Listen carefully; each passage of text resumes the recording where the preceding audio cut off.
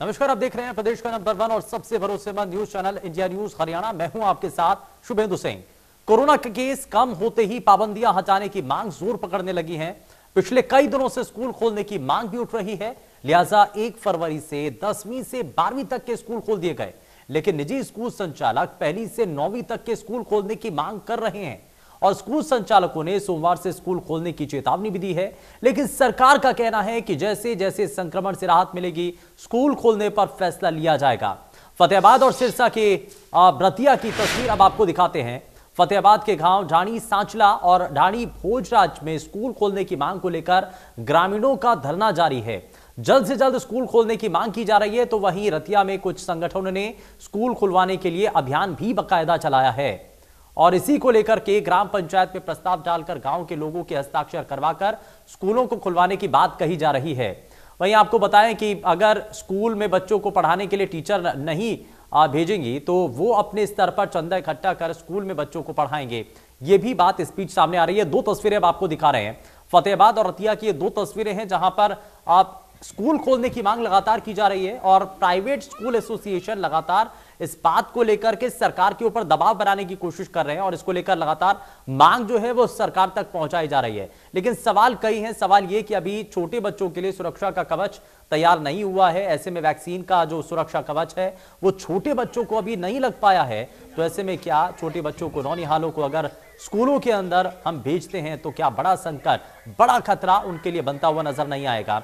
Nursery से लेकर के 9वीं तक के स्कूल खोलने की मांग तो फिलहाल आप जो प्राइवेट स्कूल संचालक है वो कर रहे हैं। लेकिन अब अल्टीमेटम जो सोमवार से दिया गया है, ये कहा जा रहा है कि सोमवार से अगर आप स्कूलों को सरकार के द्वारा नहीं खोला जाता है तो प्राइवेट स्कूल एसोसिएशन या प्राइवेट स्कूल संचालक आगे स्कूलों को खोलने के लिए कदम उठाएंगे।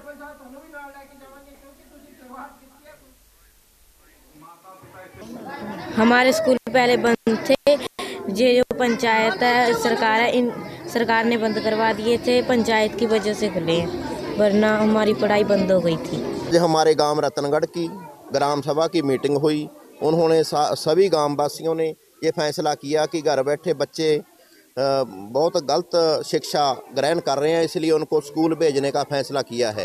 ये तो सर हमने तो इसलिए हमारे गांव की ग्राम सभा बुलाई और खेती बचाओ किसान सभा उसके आदमी हमने बुलाए उसमें, और हमने अपने खुद के लेवल पे ग्राम सभा की मीटिंग बुला के हमारे बच्चे बिल्कुल ख़राब हो रहे हैं। उनको ना तो टीचर का पता है ना अपने पेरेंट्स का, और गाली निकालते हैं, घर में चोरी चक्के के सिस्टम बन रहे हैं। इसलिए बच्चे बिल्कुल ख़राब हैं। और 2 साल हो गए, सरकार की कोई पॉलिसी नहीं है भी स्कूल खोलें। और शिक्षा का सत्र है जो, वो तो बिल्कुल ही ख़त्म कर दिया इन्होंने।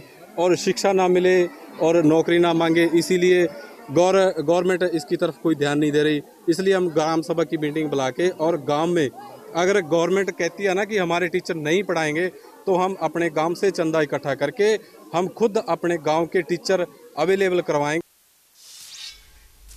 वहीं स्कूल खोलने के मुद्दे पर शिक्षा मंत्री कंवरपाल गुर्जर ने कहा कि जिन बच्चों के लिए स्कूल खोले गए हैं उनको वैक्सीन लग चुकी है। जैसे जैसे कोरोना का ग्राफ कम होता है उसी हिसाब से बाकी कक्षाओं को खोलने का काम किया जाएगा।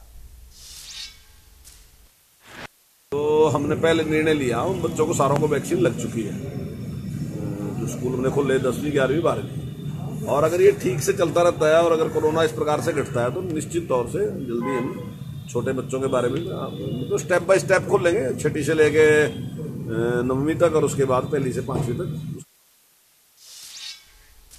वहीं जरा आपको ग्राफिक्स के जरिए दिखाते हैं। दरअसल प्राइमरी स्कूल खोलने के लिए सही समय है। खास मेहमानों के साथ हम बड़ी बहस की शुरुआत करेंगे, लेकिन उससे पहले जरा हरियाणा का हाल आपको दिखाते हैं और आपको जरा ग्राफिक्स के जरिए दिखाने और बताने की कोशिश करते हैं कि मौजूदा वक्त में आप कोरोना का जो ग्राफ है वो किस रूप में नजर आ रहा है। तो तारीखों के हिसाब से जरा शुरुआत करते हैं। 3 फरवरी को जहां 3148 केस सामने आते हैं, 2 फरवरी को 3267 केस सामने आते हैं। वहीं जरा 1 तारीख और पहले जाते हैं। 1 फरवरी से अगर शुरुआत करें तो 2894 केस सामने आते हैं। और वहीं पिछले महीने 31 जनवरी को ये जो आंकड़ा है वो 3563 तक नजर आता है। तो ये जो ग्राफ है धीरे धीरे कम होता हुआ आप देख रहे हैं। 31 जनवरी, 1 फरवरी, 2 फरवरी और ये उससे पहले का भी आंकड़ा है। जरा आप देखिए 28 जनवरी 4630 संक्रमित संख्या सामने आती है। 29 जनवरी को 4445 जो है वो नए संक्रमितों की संख्या सामने आती है। वहीं 30 जनवरी को 1 तारीख बाद ही 3918 यानी कि ये संक्रमण का ग्राफ थोड़ा सा कम होता है। तो उसी के साथ साथ ये सिलसिलेवार तरीके से हमने आपको ये ग्राफ भी दिखाया है कि कैसे दिनों के हिसाब से जैसे जैसे समय बीत रहा है वैसे वैसे संक्रमण का खतरा थोड़ा थोड़ा कम जरूर नजर आ रहा है। अब ऐसे में जो मौजूदा वक्त में परिस्थितियां हैं, क्या वाकई में छोटे बच्चों के लिए माकूल है कि हम उनको स्कूल पहुंचाएं, उनको स्कूल हम भेजें? कहीं ऐसा तो नहीं कि ये किसी बड़े खतरे के संकेत नजर आ सकते हैं? क्योंकि इससे पहले भी हमने देखा कि जब हम स्कूलों को खोला गया इससे पहले की लहर में, तो उस वक्त भी एकाएक जब बच्चे स्कूलों के अंदर संक्रमित नजर आए तो स्कूलों को तत्काल जो है बंद करना पड़ा, स्कूलों को रोकना पड़ा। लेकिन एक बार फिर से आप तारीखों के हिसाब से जरा आप हरियाणा के अंदर जो संक्रमण के मामले हैं जो जिस हिसाब से सामने आए हैं जरा वो भी आप देखिए।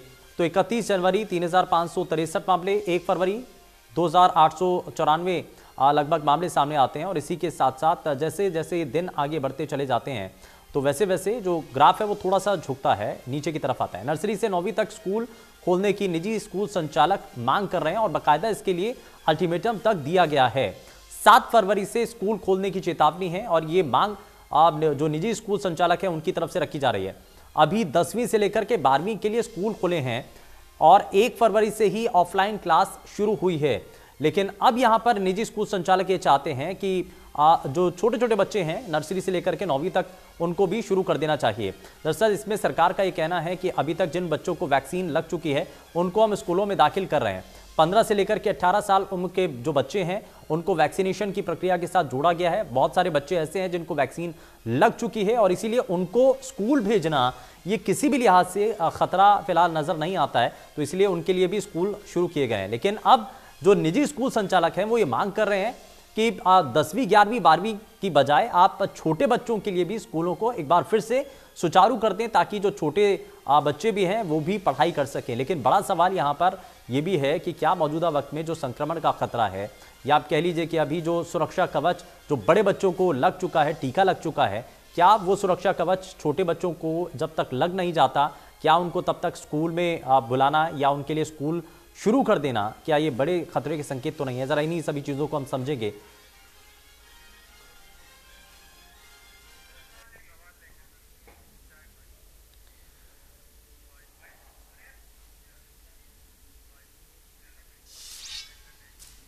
तो ये आपने ग्राफिक्स देखे, लेकिन जरा आगे बढ़ते हैं और आज के बड़े जो अहम सवाल हैं जरा वो आपको दिखाते हैं।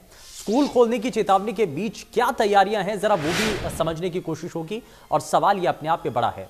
प्राइमरी स्कूल खोलने के लिए सही समय है क्या? मौजूदा वक्त में जो जिस समय में ये मांग उठ रही है क्या ये सही समय है जब प्राइमरी स्कूल के बच्चों को भी स्कूलों के अंदर बुलाया जा सके? और सवाल तो यहाँ पर यह भी उठ रहा है कि बिना सुरक्षा कवच स्कूल खोलने चाहिए या नहीं, ये अपने आप में बड़ा सवाल है कि आज जो संक्रमण बना हुआ है क्या उस लिहाज से छोटे छोटे बच्चों को भी आप स्कूलों में बुलाना, उनके लिए स्कूल खोल देना, क्या ये सुरक्षित माहौल है? कहीं ऐसा तो नहीं कि जो खतरा है वो और भी ज्यादा बढ़ जाए? चलिए जरा जल्दी से आगे बढ़ते हैं और सबसे पहले आज के खास मेहमानों से आपको मिलवा देते हैं। हमारे साथ भारतीय जनता पार्टी से प्रवक्ता प्रोफेसर विदु रावल हमारे साथ कार्यक्रम में जुड़ चुके हैं। विदु जी बहुत स्वागत है आपका। कांग्रेस पार्टी से प्रवक्ता वेणु अग्रवाल हमारे साथ कार्यक्रम में है। वेणु जी बहुत स्वागत है। और इनेलो से हमारे साथ विजेंद्र जी कार्यक्रम में जुड़ चुके हैं। विजेंद्र जी बहुत स्वागत है। और हमारे साथ अभिभावक एकता मंच से कैलाश शर्मा कार्यक्रम में जुड़ चुके हैं। कैलाश शर्मा जी बहुत स्वागत है। और शुरुआत कैलाश शर्मा जी आपसे ही कर रहा हूँ, जो अभिभावक हैं, जो अभिभावक का एकता मंच की तरफ से आप क्योंकि रिप्रेजेंट कर रहे हैं, तो क्या चाहते हैं? क्योंकि नर्सरी से लेकर के 9वीं कक्षा तक बच्चों को अब स्कूल बुलाने की मांग की जा रही है, निजी स्कूलों की तरफ से बार बार ये मांग उठ रही है। आपको लगता है कि ये सही समय है जब छोटे छोटे बच्चों को भी स्कूल बुला लिया जाए? देखिए, स्कूल प्रबंधक जो भी मांग करते हैं और वो सरकार की ही मांग होती है, मोहरा बनाते हैं स्कूल संचालक, और ये सरकार धीरे धीरे उनकी सभी मांगों को मान लेती है, उनके दबाव में रहती है। लेकिन हमारा मंच जो पूरे हरियाणा के अभिभावकों को प्रतिनिधित्व करता है, तो हम इस मांग को नहीं मानते हैं और न इसका समर्थन करते हैं। और 9वीं से जो 12वीं या 10वीं से 12वीं के जो स्कूल खोल दिए गए हैं, उन बच्चों को 15 साल से ऊपर की एज होती है और उनको वैक्सीन लग चुकी है। ये नर्सरी से लेके और क्लास 8 तक के जो बच्चों की मांग कर रहे हैं, फरवरी का महीना चल रहा है और स्कूल वालों ने ऑनलाइन ही उनकी वार्षिक परीक्षाओं की तैयारी शुरू कर दी है। और ये जो स्कूल मांग उठा रहे हैं, ये वो स्कूल हैं जो इसलिए बच्चों को बुलाना चाहते हैं कि किसी तरह जो उनकी फीस रह गई है पिछले महीने की या अगले महीने की या आगे के जो शिक्षा सत्र है उसके लेने के लिए एडवांस की फीस के लिए ये हाव तोबा मचा रहे हैं। इनकी मांग गैर वाजिब है और हम सरकार की इस मांग का समर्थन करते हैं कि इन्होंने जो 10वीं 11वीं 12वीं और चाहे तो नौवीं का बच्चा भी 15 साल के ऊपर का होता है, 9वीं की क्लास खोल दी जाए, लेकिन इनकी जो मांग है नर्सरी से लेके 8th तक के बच्चों को खोलने की समय अभी नहीं है और नहीं खोलना चाहिए।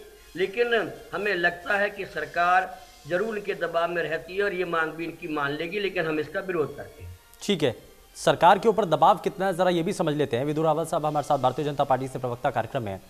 विदु रावल जी, अभी कहा जा रहा है कि ये जो दबाव है ना वो सरकार के ऊपर निजी स्कूल संचालक ये बैकएंड पर ये तैयार किया गया है, इसके पीछे सरकार ही है, क्योंकि प्राइवेट स्कूल एसोसिएशन जो लगातार ये मांग की जा रही है ये सरकार की तरफ से ये है और इन दबावों के तहत सरकार आप आगे आने वाले समय में इसको अप्रूव कर देगी, इनके सामने झुक जाएगी।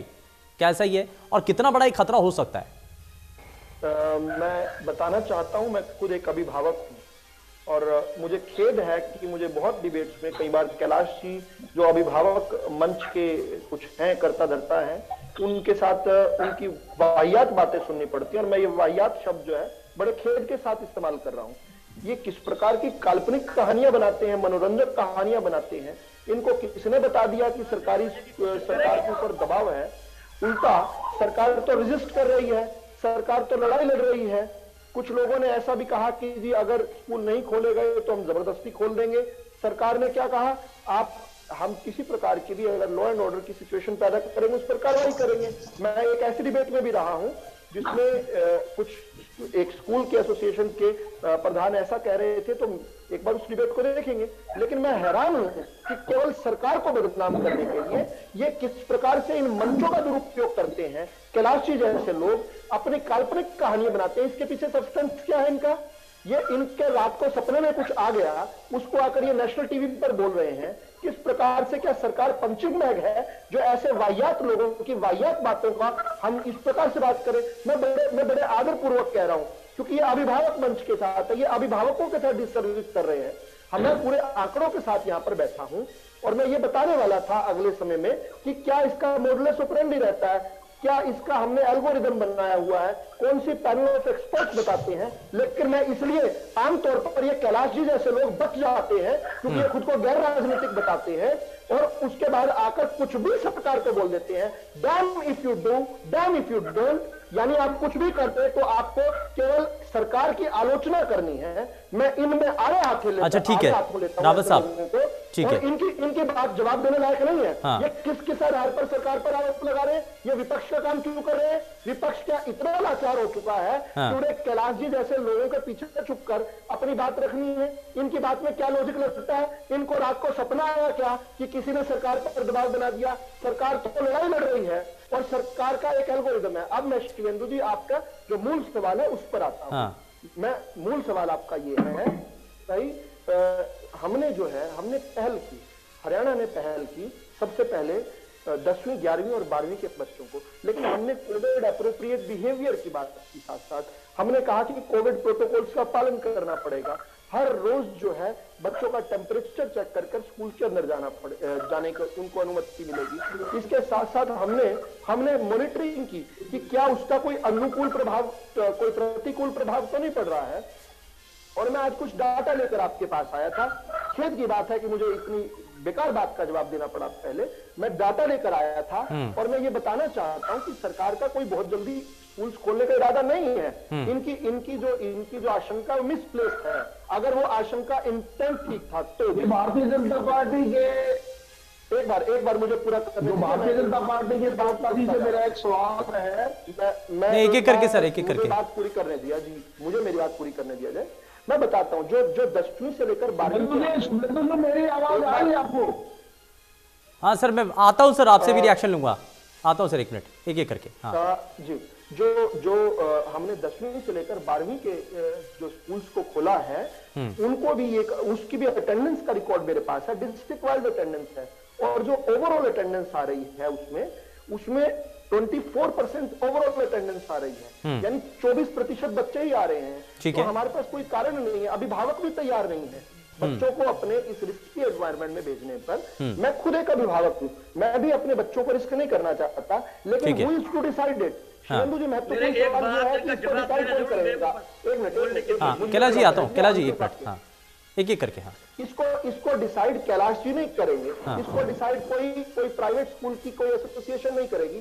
इसको डिसाइड कौन करेगा? ठीक है, यानी कि अभिभावक भी नहीं चाहते हैं और सरकार भी नहीं चाहती है फिलहाल स्कूल खोलने के लिए। हाँ हाँ, ठीक है। और उस पैनल ऑफ एक्सपर्ट्स में डॉक्टर्स की टीम भी है, डायरेक्टर एजुकेशन भी है, और बड़े एक्सपर्ट लोग जो हैं जिस प्रकार का एल्गोरिदम बनाकर देखते हैं। हमने देखा कि इस प्रकार पीछे जो है स्कूल खोलने पर किस प्रकार की उसके प्रतिकूल भी प्रभाव पड़ा। हम नहीं चाहते कोई भी बच्चे की जान रिस्क की, लेकिन ये कम से कम जो है, मेरी इनसे हाथ जोड़कर प्रार्थना है, मेरी विनती है, निवेदन है, अनुरोध है मेरा इनसे, इस प्रकार का भ्रम मत फैलाइए। आपको राजनीति करनी है तो कम से कम गैर राजनीति नहीं, ऐसे विषय पर राजनीति होनी भी नहीं चाहिए, बिल्कुल राजनीति इस पर नहीं होनी चाहिए। हाँ कैलाश जी बहुत जल्दी से बात पूरी कीजिए, उसके बाद पैनलिस्ट और भी हैं। हाँ, इन्होंने जो बाह्य शब्द का इस्तेमाल नहीं इस तरीके नहीं, इन्होंने जो बाह्य शब्द का इस्तेमाल किया है, इनकी जानकारी के बता दूं कि मैं एक संघ परिवार का प्रथम वर्ष सेकंड वर्ष शिक्षित एक स्वयंसेवक हूँ।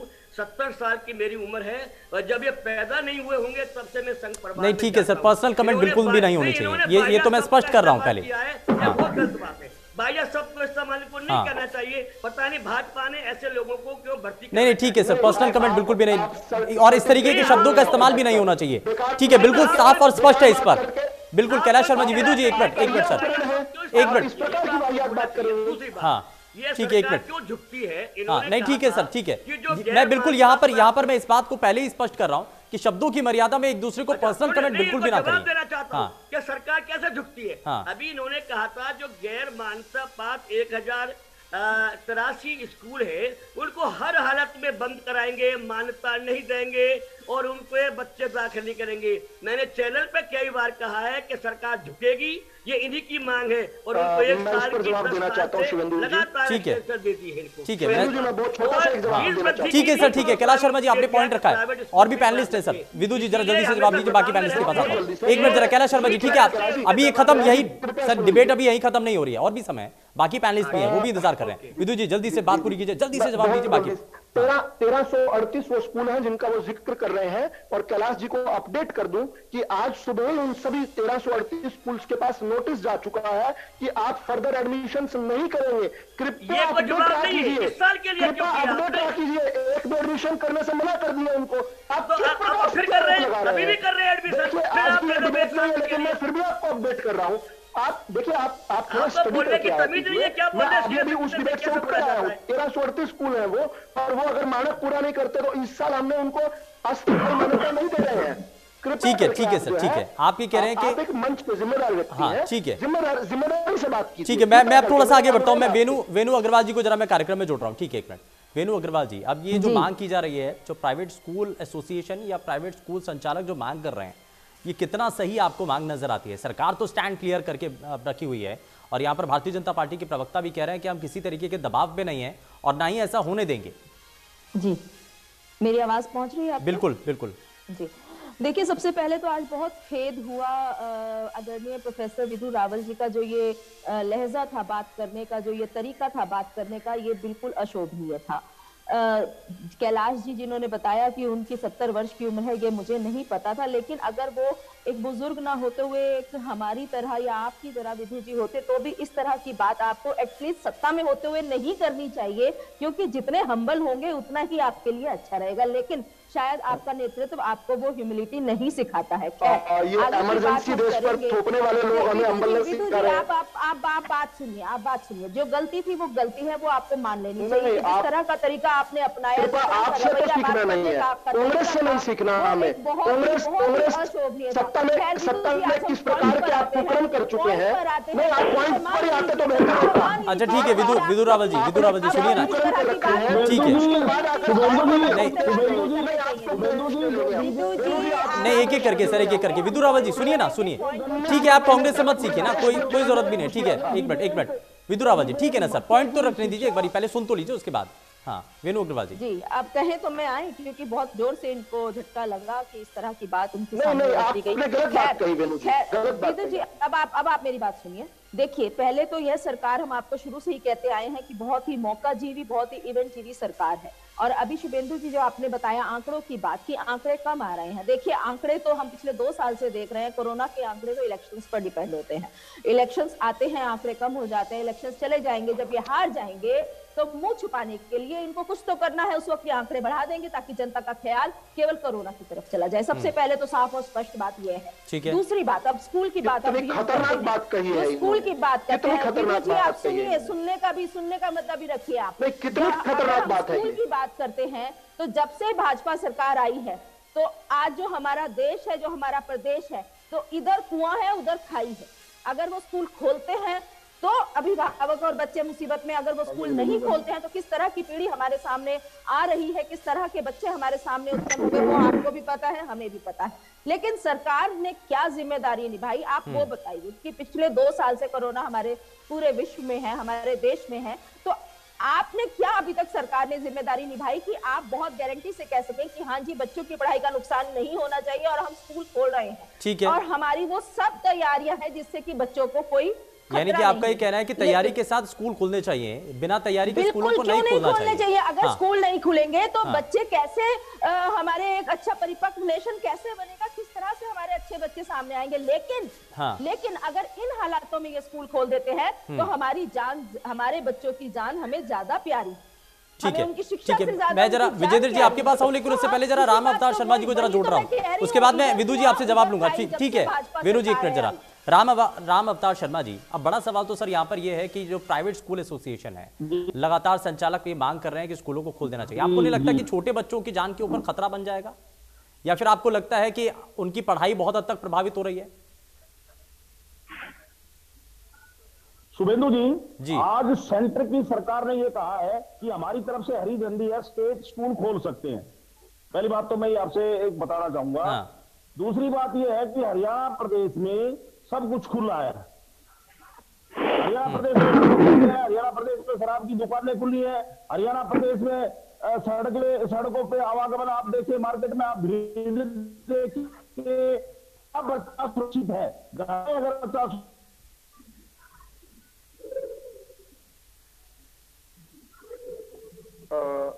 ठीक है, लगता है शायद कुछ टेक्निकल इशू आ रहा है। मैं वापस लौटता हूं, विजेंद्र जी को जरा मैं जोड़ लेता हूं, जरा जल्दी से एक सवाल और ले लेता हूं, उसके बाद विदु जी आपसे जरा मैं जवाब लूंगा। तो किस प्रकार से पेरेंट्स दोनों कामकाज बढ़ा तो स्कूलों को मानता हूँ।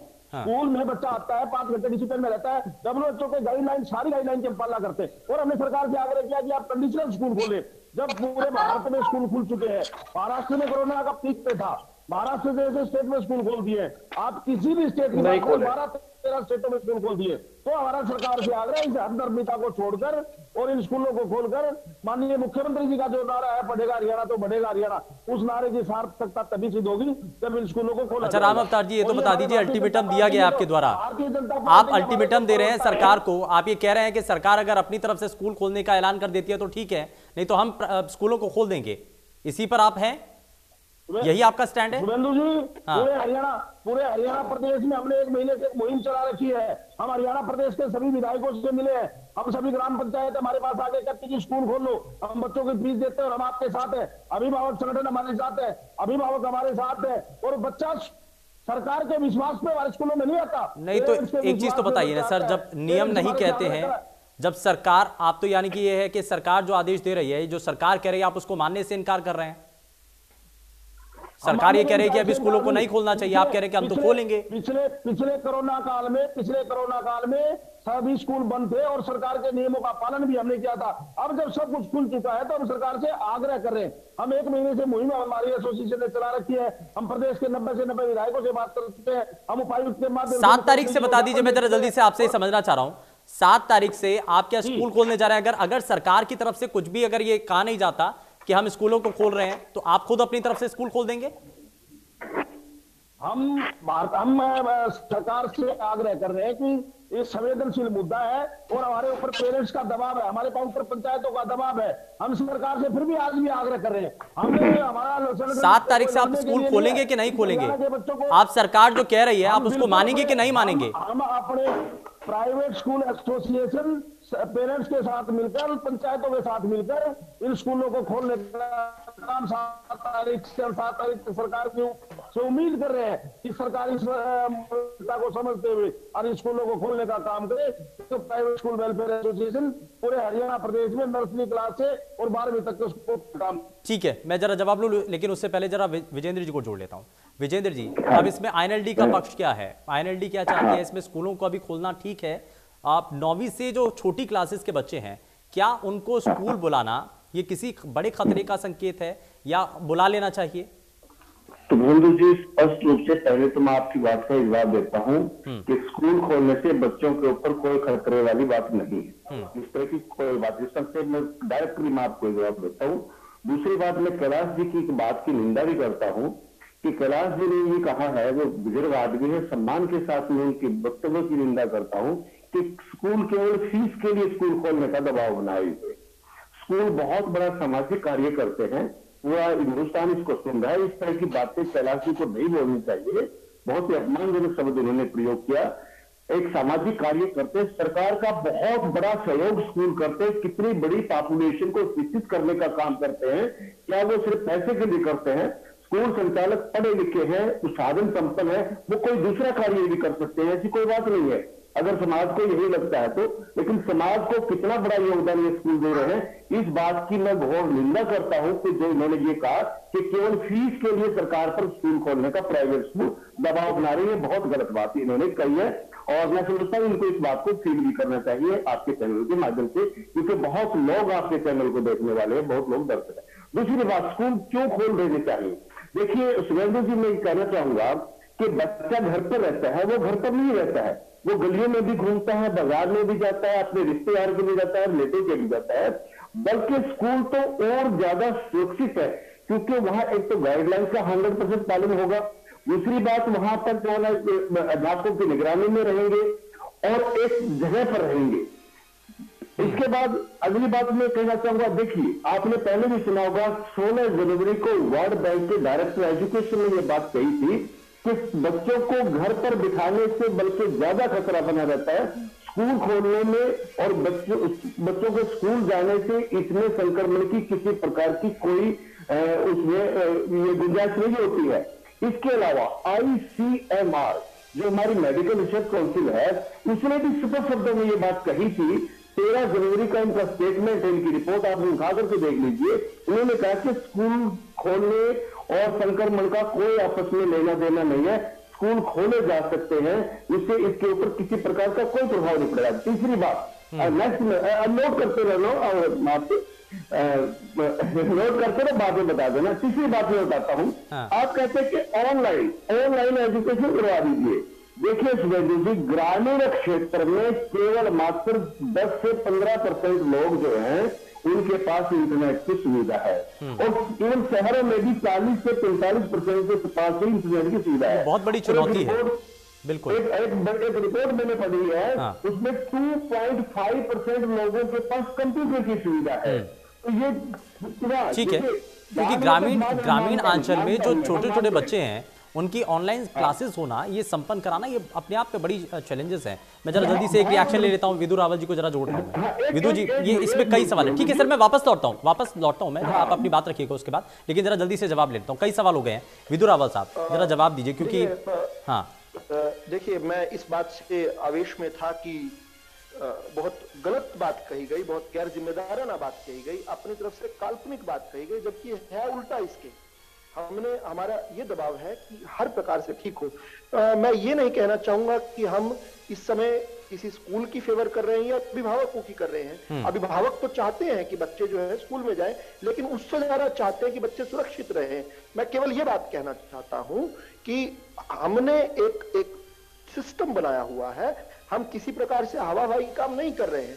There is a panel of experts, जिसे जो पैनल है जो डिसाइड करता है कि किस प्रकार से स्कूलों को खोला जाना चाहिए। उसके अंदर डायरेक्टर एजुकेशन जो से लेकर बहुत सारे डॉक्टर्स इन्वॉल्व हैं, बहुत सारे जो स्टैटिस्टिक्स को एक बार मॉनिटर करते हैं वो लोग इसमें इन्वॉल्व है, IAS ऑफिसर्स इन्वॉल्व है, और उसी के तहत जो है हम बनाते हैं ये एल्गोरिदम।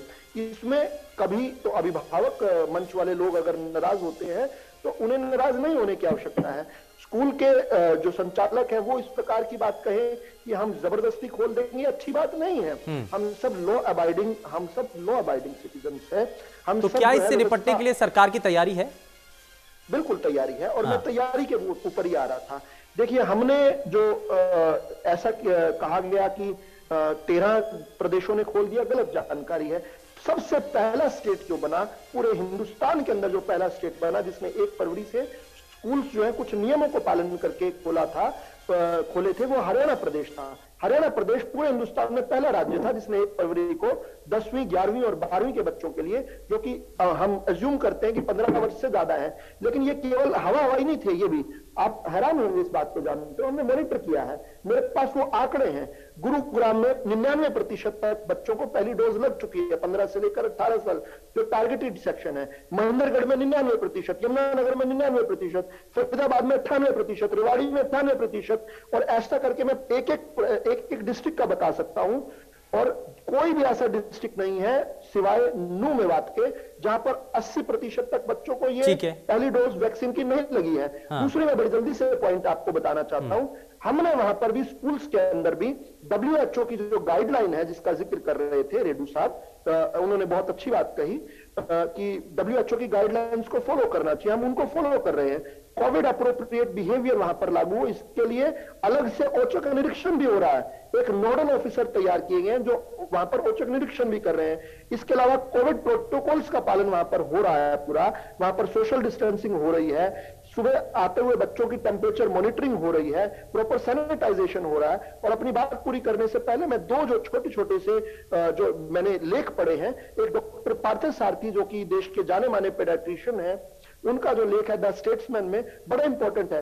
वो कह रहे हैं कि बच्चे जो है वायरस को कोप करने में बेहतर इक्विप्ड हैं, और इसलिए जो है हम कर सकते हैं लिवरेज, लेकिन फिर भी कहेंगे जान है तो जहान है, जान भी बचानी है, जहान भी बचाना है, ये कोई बात नहीं हो सकती। लेकिन सर सॉल्यूशन सरकार को निकालना होगा। देखिए ना, ठीक है, आप ये बड़ा अच्छे तरीके से विचार कर रहे हैं, लेकिन सॉल्यूशन सरकार को निकालना है। सॉल्यूशन इस बात का निकालना है कि अभी ऑनलाइन जो क्लासेस चल रही हैं वो ग्रामीण इलाकों में कितना संभव है, ये बड़ा वाजिब सवाल है। अब इसके लिए क्या सरकार एम्स के जो डायरेक्टर हैं डॉक्टर अरुण गुलेरिया जी, उन्होंने आकर नेशनल टीवी पर एक इंटरव्यू दिया, और उसी तरह का उन्होंने एक बात जो है पायनियर में भी लिखी थी, मैंने पढ़ा वो, और उसमें उन्होंने ये बात कही कि देखिए ठीक है कि ये क्योंकि एक अननोन एक हमारे साथ एनिमी जिससे झगड़ रहे हैं, इसको पूरी तरीके से हम जानते नहीं है, इसकी वर्षों तक दशकों तक रिसर्च नहीं हुई है।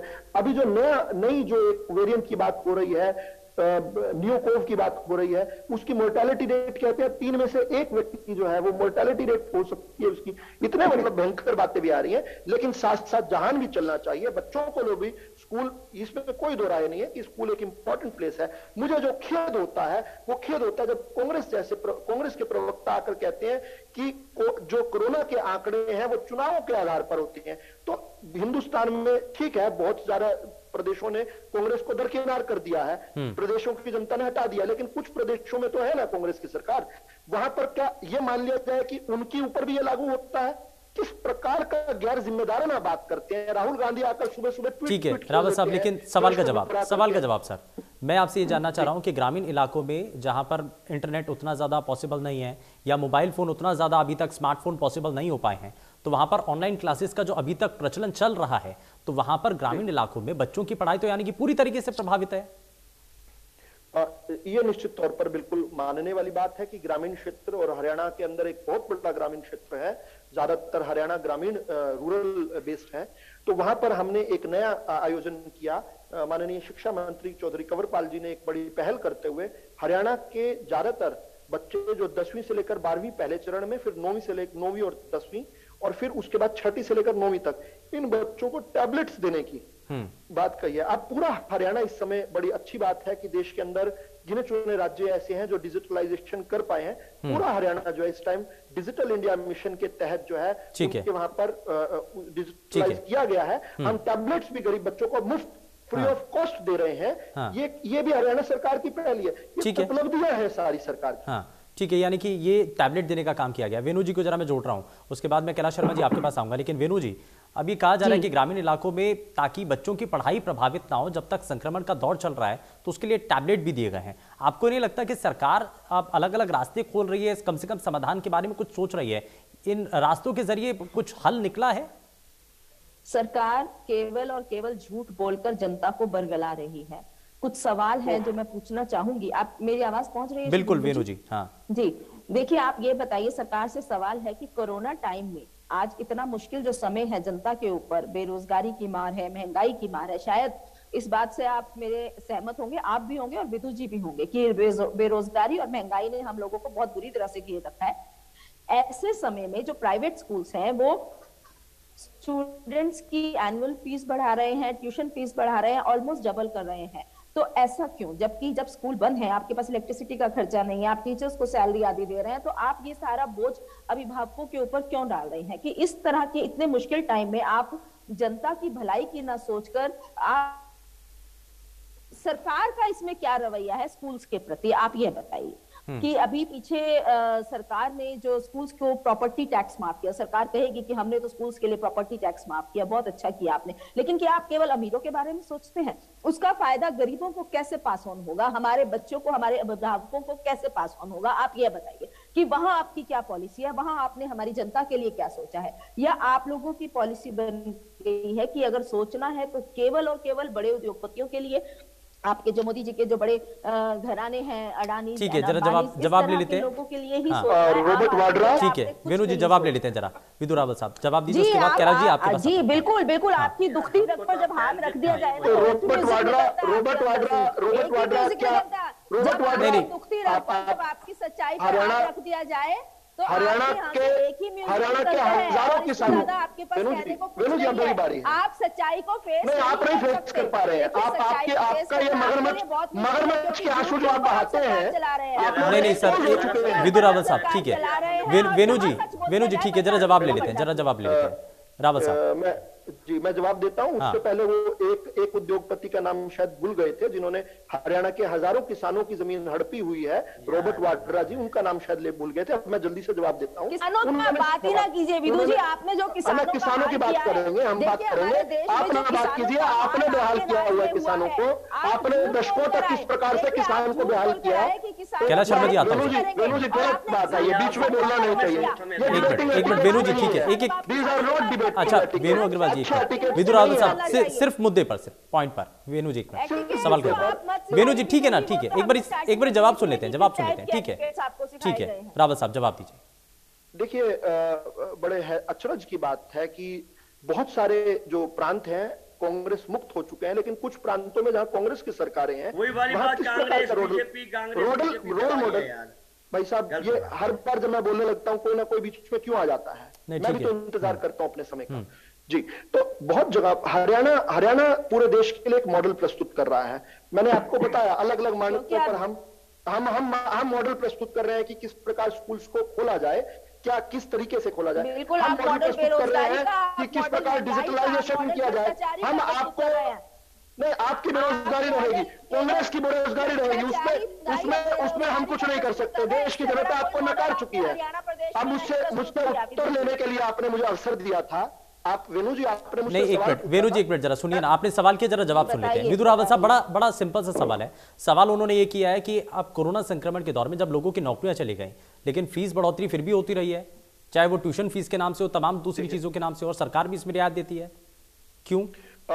देखिए, ट्यूशन फीस की जहां तक बात है, वहां पर जो ऑनलाइन भी जो बच्चों को पढ़ाया जा रहा है उसकी बात थी, लेकिन खेद की बात यह हुई जिस पर हमने क्रैकडाउन किया, और मेरी बात का उत्तर यही होगा कि हमने क्रैकडाउन किया। बहुत जगह पर खड़ी हुई बसों के फ्यूल चार्जेस भी मांगे गए, ड्राइवर्स की फीस भी, हमने इस पर क्रैकडाउन किया है। और ये लोग जो हैं, जो प्राइवेट स्कूल्स के लोग हैं, ये माननीय कोर्ट्स में गए हैं, कोर्टों पर निर्देश लेकर आए हैं कि हमें अनुमति दी जाए कि बच्चे अगर पे कर सकते हैं उनको किया जाए।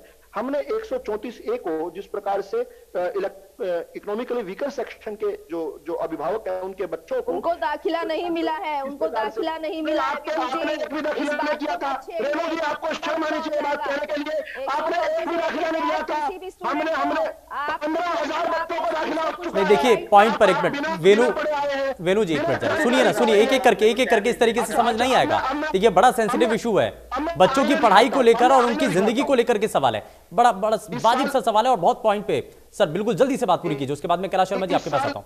हाँ। इस साल 15,000 से अधिक तो पोर्टल पर चढ़ चुके हैं बच्चे जो 134A के तहत जिनको एडमिशन मिला है। हाँ। और ये संख्या 20,000 के करीब जा रही है। लेकिन कांग्रेस की जो प्रवक्ता जो कह रही है, मैं उनका सम्मान करता हूं महिला होने के नाते, लेकिन वो इतनी बेशर्मी के साथ ये बात कह रही है जिन्होंने 10-10 साल तक एक भी बच्चे को एडमिशन नहीं दिया। ये हमसे सवाल पूछ रहे हैं, मतलब कितनी अति की बात है। ये इमरजेंसी लगाने वाले अभी थोड़ी देर पहले हमें ह्यूमैनिटी सिखा रहे थे, हम्बलनेस सिखा रहे थे।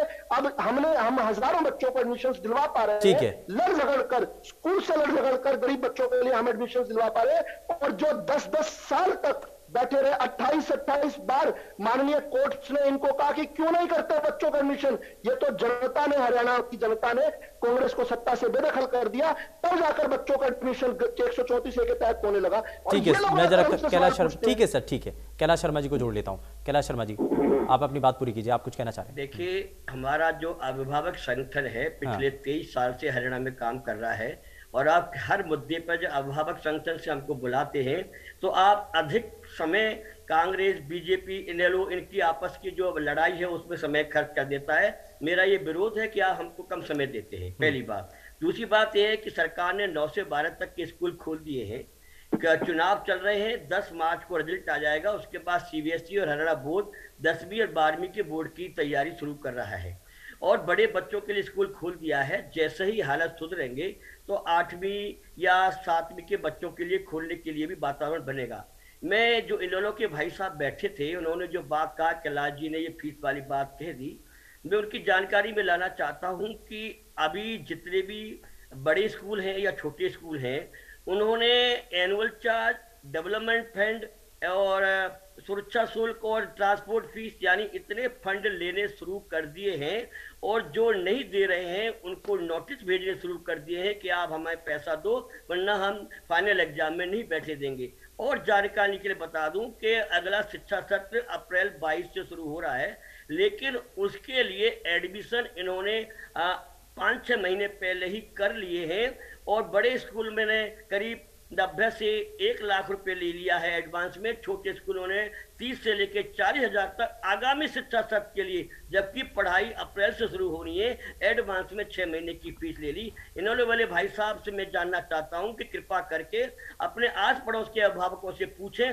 किस तरह उनको एनुअल चार्ज, डेवलपमेंट किन किन फंडों से लिया जा रहा है। और मेरी ये सच्चाई है, मेरे ये हमें पक्का है कि इसी वजह से ये स्कूल संचालक बार बार इसको रिपोर्ट कर रहे हैं कि जैसे ही हमारे अभिभावक बच्चे हमारे कब्जे में आ जाएंगे, उनसे हम पिछली फीस भी ले लेंगे, बढ़ी हुई फीस भी ले लेंगे। सिर्फ ये, लेकिन ऐसा नहीं होना चाहिए ना, क्योंकि संक्रमण का दौर में हमने बहुत सारी चीजें देखी हैं। बिल्कुल जाहिर तौर पर ये वाजिब सवाल है। खैर माफी के साथ रोक रहा हूं सर, माफी के साथ रोक रहा हूं, समय थोड़ा सा कम है। बहुत शुक्रिया सभी खास मेहमानों का कार्यक्रम में शामिल होने के लिए। लेकिन सवाल यहाँ पर यह है कि छोटे छोटे बच्चों की जिंदगी से जुड़ा हुआ ये सवाल है, क्या उनको वाकई में स्कूल में भेजना अभी उचित समय है, और क्या अभी इसको लेकर के सरकार की तरफ से, क्योंकि प्राइवेट स्कूल एसोसिएशन और निजी स्कूल संचालक लगातार ये मांग कर रहे हैं और ये कह रहे हैं चेतावनी के तौर पर कि अगर सरकार के द्वारा अनुमति नहीं दी जाती है तो वो खुद जबरन स्कूलों को खोल लेंगे। तो क्या इसके लिए सरकार की तैयारियां, ये सभी चीजें आपने देखी हैं। पेशकश में फिलहाल के लिए बस उतना ही। नमस्कार।